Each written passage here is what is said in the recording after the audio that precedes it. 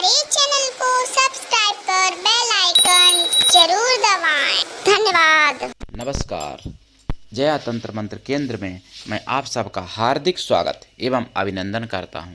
मेरे प्रिय भाई बहनों, यदि आपने हमारा चैनल अभी तक सब्सक्राइब नहीं किया है तो लाल वाली बटन दबाओ और घंटी बजा दो। तुरंत आप हमारे चैनल के सब्सक्राइबर बन जाओगे और कोई शुल्क एवं चार्ज भी नहीं कटेगा।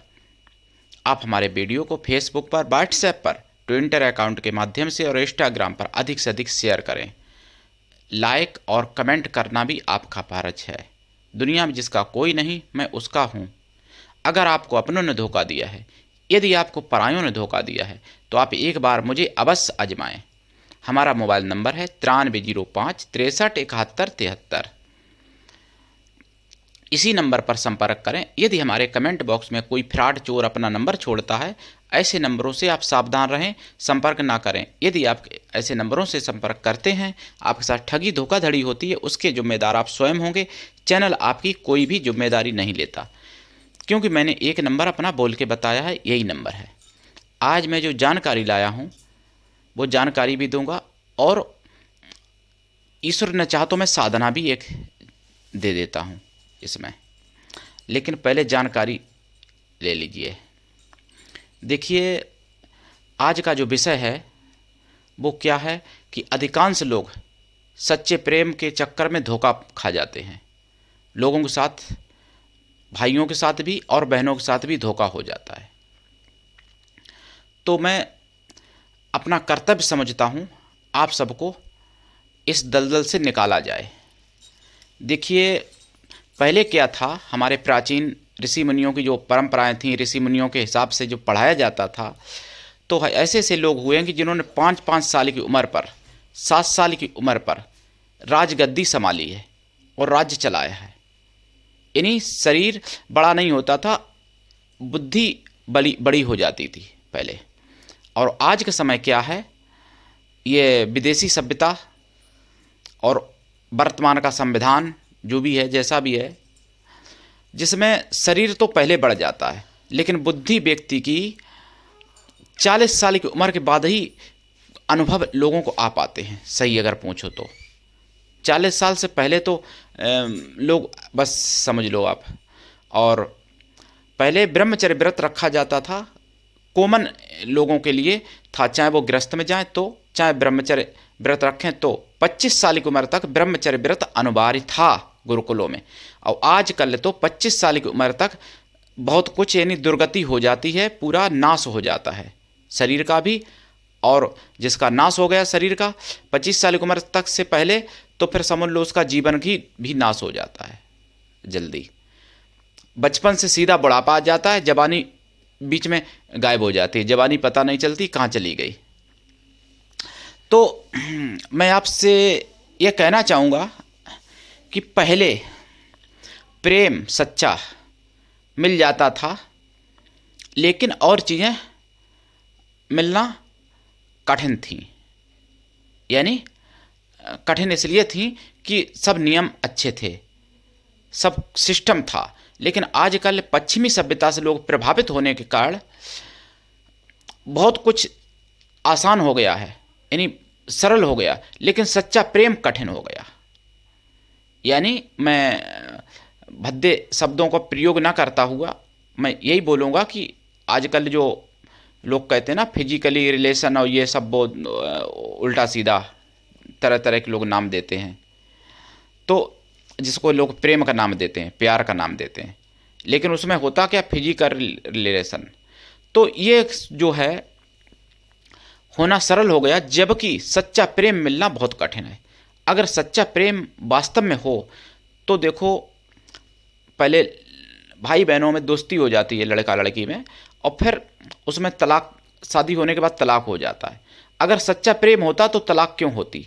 और ज़्यादातर जो लव मैरिज होती है उसमें ज़्यादातर तो तलाक हो जाती है, और कुछ ऐसा भी होता है कांड कि मार दिए जाते हैं।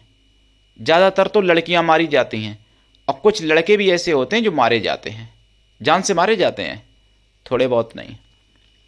जबकि माता पिता की आज्ञा को तोड़ा लड़की ने, और मतलब सारी मान मर्यादा तोड़ी और उसके बाद में कोई 35 टुकड़ों में काटी जाती हैं, कोई 50 टुकड़ों में काटी जाती हैं, कोई पेचकस से फाड़ी जाती हैं और कोई करंट लगा के मारी जाती हैं।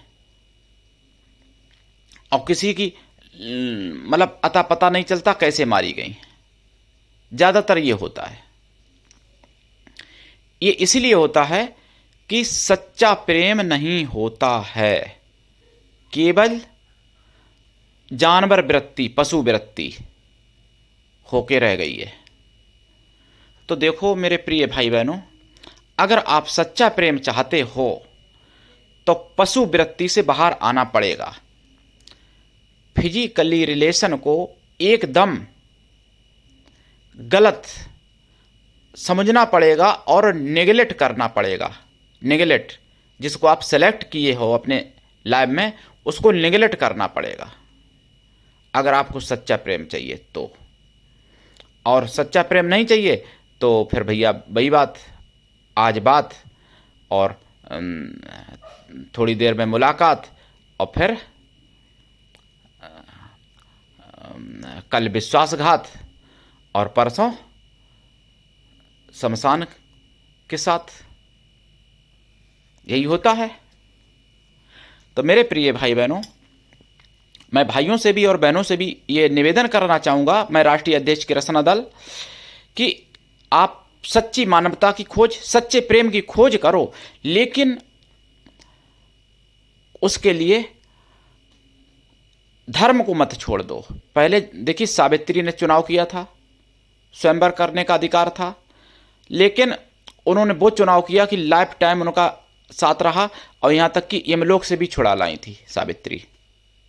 और आजकल यमलोक से नहीं छुड़ाती हैं, आजकल मतलब माँ बाप से छुड़ा देती हैं माताएं बहनें, ज़्यादातर पुरुषों को माँ बाप से छुड़ा देती हैं और कभी कभार दुनिया से भी छुड़ा देती हैं और कभी कभार आज़ादी से भी छुड़ा देती हैं, जेल में डलवा देती हैं कि अब तुम कहीं ना जाओ, दूसरी कोई तुमको मिले ही ना, सीधे जेल में चले जाओ। ज़्यादातर पुरुष जेल में जाते हैं इस चक्कर में, जो लव मैरिज होती है जिनकी, और माताएं बहनें ज़्यादातर लव मैरिज करने के बाद मारी जाती हैं। ज़्यादातर संख्या ज़्यादा है, हालांकि मरते पुरुष भी हैं, लेकिन माताएं बहनें ज़्यादा मारी जाती हैं। या तो खुदकशी कर लेती हैं या फिर उनको मार के और खुदकशी का रूप दे दिया जाता है। तो देखो प्रिय भाई बहनों, बहुत समझने की ज़रूरत है, बहुत सुधरने की ज़रूरत है, पहली बात। दूसरी बात, एक यहाँ पे मैं मंत्र दे रहा हूँ, उस मंत्र को माता पिता, भाई बहन सभी लोग जपा करें, जो मैं मंत्र दे रहा हूँ। इससे सब परिवार में एकता होगी। इसके लिए आसन पीला या लाल, लाल आसन ज़्यादा अच्छा रहेगा, पीला भी चल जाएगा। माला रुद्राक्ष की या लाल चंदन की माला, लाल हकीक की माला या तुलसी की माला या सफ़ेद चंदन की माला। जाप 5,000 कर लें, 11,000 कर लें, 21,000 कर लें, 81,000 कर लें, 51,000 कर लें, 1.25 लाख कर लें, जितना आपकी मर्जी। जितना करोगे उतना फ़ायदा पाओगे। कुछ नहीं तो पर्वों पर 108 बार जप करके सिद्ध ही कर लें, चौपाई 108 ही बार कर लें, मतलब हवन करके, आहुति डाल के। लेकिन दीक्षा लेके, बिना दीक्षा के नहीं सफलता मिलेगी। जितना जप करें उसका दशांश हवन कर दें, हवन का दशांश तर्पण कर दें, तर्पण का दशांश मार्जन कर दें, मार्जन का दशांश राम भक्त ब्राह्मणों को भोजन करा दें। जो राम भक्त या हनुमान भक्त ब्राह्मण हो, ऐसे लोगों को भोजन करा दें। और भेंट में उनको रामायण की पुस्तक जरूर दें। उन ब्राह्मणों को दक्षिणा भी दें, वस्त्र दें, फल दें, मिष्ठान दें, वो सब कुछ ठीक है। सात्विक भोजन कराएं, लहसुन प्याज ना कराएं, और रामायण की पुस्तक जरूर भेंट करें, ज़्यादा अच्छा रहेगा। श्री रामचरितमानस की या वाल्मीकि रामायण की, जो भी करें भेंट, वो आपकी मर्जी। लेकिन 2 ही रामायण, या श्री रामचरितमानस या वाल्मीकि रामायण, क्योंकि विशेषता है इन रामायणों की, इसलिए मैं बता रहा हूँ। मैं किसी राधे श्याम रामायण या कम्मन रामायण या और भी बहुत सी रामायण हैं, उनकी मैं बुराई नहीं कर रहा हूँ, लेकिन इनमें ज़्यादा विशेषता है वाल्मीकि रामायण और तुलसी कृत रामायण में। तो अब मैं मंत्र यहाँ पर दे रहा हूँ। रामायण की प्रत्येक चौपाई मंत्र है, गीता का प्रत्येक श्लोक मंत्र है, रामायण का प्रत्येक दोहा, प्रत्येक सोरठा, प्रत्येक छंद सभी मंत्र हैं। अगर मंत्र के रूप में उनको उपयोग किया जाए, उनका उपयोग करने का तरीका मैं बताऊंगा आपको। सभी मंत्रों का अलग अलग विधान है, ये नहीं कि इसी विधान से सभी चौपाइयाँ उपयोग में आ जाए रामायण की, ऐसा नहीं है। इसमें दिशा उत्तर रहेगी या पूरब रहेगी, जो मैंने आपको अभी बता रहा हूँ। जो मंत्र है, ओम सब मिली करई परस्पर प्रीति, चलई सुधर्म निरति शुभ नीति। ओम सब मिली करई परस्पर प्रीति, चलई सुधर्म निरति शुभ नीति। ओम, ये चौपाई है।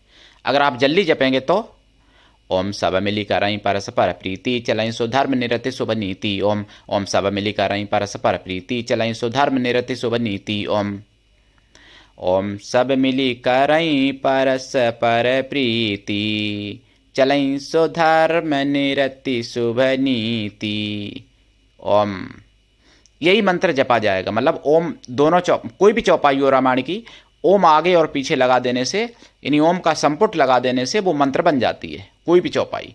लेकिन अब उनका उपयोग कैसे करेंगे, प्रयोग कैसे करेंगे, दिशा क्या, कितना क्या, कैसे, वो सब दीक्षा लेने पे मैं बताऊंगा। कहने का मतलब तो इससे घर में एकता रहेगी, आपके बच्चे आपसे खिलाफ नहीं जाएंगे। और दूसरी बात, जिन माताओं बहनों के बच्चे छोटे हैं तो ये भी ध्यान रखें, दूध अपना पिलाएं। ये फैशन ना करें कि दूध अपना नहीं पिलाएंगे, इससे शरीर में फर्क पड़ेगा, ये वो फलाना ढिमका।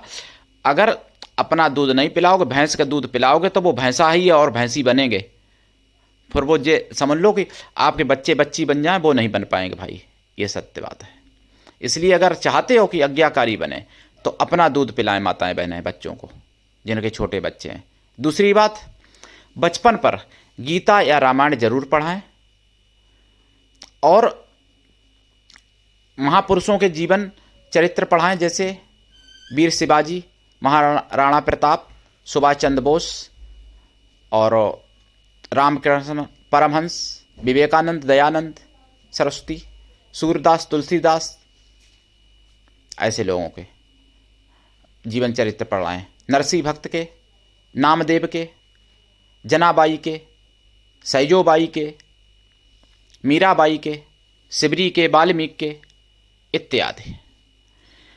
तो ये पढ़ाएं भी। और 9 महीना जब गर्भ में बच्चा हो तो स्वयं भी पढ़ें, अच्छी बात है।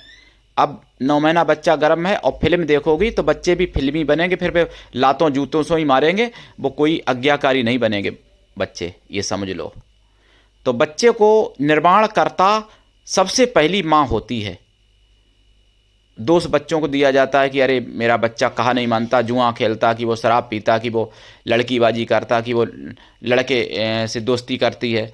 लेकिन उसकी जिम्मेदार माँ होती है। आप कोई भी शास्त्र उठा के देख लीजिए, किसी भी महापुरुष में या राक्षस में, जिसमें भी गुण आए हैं माँ के आए हैं। प्रहलाद में देखो माँ के गुण आए, रावण में देखो माँ के गुण आए, और जो भी मतलब गुण आते हैं माँ के ज़्यादा आते हैं, पिता के भी गुण आते हैं, ऐसा नहीं कि नहीं आते हैं, लेकिन माँ के गुण ज़्यादा आते हैं। सर्वप्रथम गुरु बच्चे की माँ है। पिता तो जन्म के बाद संस्कार दे पाएगा थोड़ा बहुत, लेकिन माँ जब गर्भाधान होता है तभी से संस्कार दे सकती है बच्चे को, 9 महीना गर्भ में, और फिर 9 महीना के बाद जब दूध पिलाएगी अपना तब, और फिर उसके बाद सिखाना पढ़ाना, माँ संस्कार ज़्यादा दे सकती है, चाहे लड़का हो चाहे लड़की, किसी को भी। तो आजकल का जो समाज दूषित है उसकी जिम्मेदार माँ है, और फिर पिता भी है दूसरे नंबर पे। तो मेरे प्रिय भाई बहनों, अगर आप सच्चा प्रेम पाना चाहते हो तो फिर गंदी हरकतों से, गंदी बातों से, गंदे चरित्र देखने से, गंदे पोस्टर देखने से, गंदी फिल्में देखने से आपको अलग हटना पड़ेगा। तो इससे आप ही नहीं, आपका पूरा शरीर, मन, बुद्धि, चित्त सभी कुछ ठीक रहेगा। और हर धर्म ये कहता है, गुरु नानक देव ने कहा था कि इंद्रिय संयम करो तुम चमकोगे। गुरु नानक देव ने कहा था। और ब्रह्मचर्य व्रत का तो फल बहुत ज़्यादा है ही। दूसरी बात, एक ऐसा चैनल है जिसके चैनल के बारे में, जिस चैनल के संचालक से मेरी कोई परिचय नहीं है, वो मुझे नहीं जानते, मैं उनको नहीं जानता। उस चैनल को देखा करो, सनातन धर्म का ज्ञान मिलेगा आपको। जिस चैनल का नाम है साइबर सिपाही, मिशन साइबर सिपाही, जिस चैनल का नाम है, उस चैनल को देखा करो। वो लाइव टाइम देखा करो, शाम को 10 बजे वो लाइव आते हैं। जो भी हैं, कहाँ के हैं, कौन हैं, क्या है, वो उनको मैं नहीं जानता, लेकिन उनके वचनों को मैं सुनता हूँ। मेरे प्रिय भाई बहनों, मैं किसी भी धर्म का विरोधी नहीं हूँ, लेकिन सत्य का सपोर्टर हूँ और असत्य का विरोधी हूँ। असत्य अगर कोई हिंदू भी बोलता है, अगर कोई गलत काम करता है, तो मैं उसका नहीं हूँ। और अगर कोई सत्यवादी, अच्छा कोई मुसलमान भी है, कोई ईसाई भी है, कोई सिख, जैन, बौद्ध, कोई भी है, अगर वो सच्चाई पर चल रहा है तो मैं उसका साथी हूँ, मैं उसका हूँ, वो हमारा है मेरे प्रिय भाई बहनों। लेकिन हाँ, ये बात सत्य है, सनातन धर्म सबसे प्राचीन धर्म है। सनातन धर्म एक ऐसा धर्म है जिससे पूरे विश्व का कल्याण किया जा सकता है। और सनातन धर्म का पतन होने से ही विश्व में बीमारियां, विश्व में कलह कलेश और विश्व में तलाक फैली है। जब से सत्य सनातन धर्म का पतन कुछ छोटी बुद्धि के लोगों ने किया था पहले 1100-1200 वर्ष के अंदर अभी तक। और नहीं तो पहले सनातन धर्म जब था पूर्ण रूप से विकसित, तो ना बीमारियां थीं, ना तलाक थी, लाइफ टाइम साथ निभाते थे एक दूसरे के, और पति के प्राण त्यागने पर सती हो जाती थी माताएं बहनें। तलाक की तो बात छोड़ो, और आजकल तो जिंदा पे ही छोड़ के चली जाती हैं भैया। तो ये सब संस्कार हम लोग पश्चिमी संस्कारों से, हम लोग विदेशी संस्कारों से प्रभावित हो गए और अपने सनातन धर्म के संस्कारों को छोड़ दिया। इसलिए यह परिणाम हमको सबको भुगतना पड़ता है, और जब तक नहीं सुधरोगे तब तक भोगोगे। इसलिए अगर चाहते हो कि अच्छे बच्चे बने, तो आप जो मैंने नियम बताए वो करिए और सच्चा प्रेम प्राप्त करिए। और एक चौपाई और मैं मंत्र बता देता हूँ, इसकी भी विधि यही रहेगी जो अभी मैंने विधि बताई थी। मंत्र है ओम जय को जय पर सती सनेऊ, सोती मिलबन कछु संदेऊ। ओम ओम जय को जय पर सती सनेऊ, सोती मिलबन कछु संदेऊ। ओम। मेरे प्रिय भाई बहनों, आज के लिए इतना ही। धन्यवाद। जय श्री राम।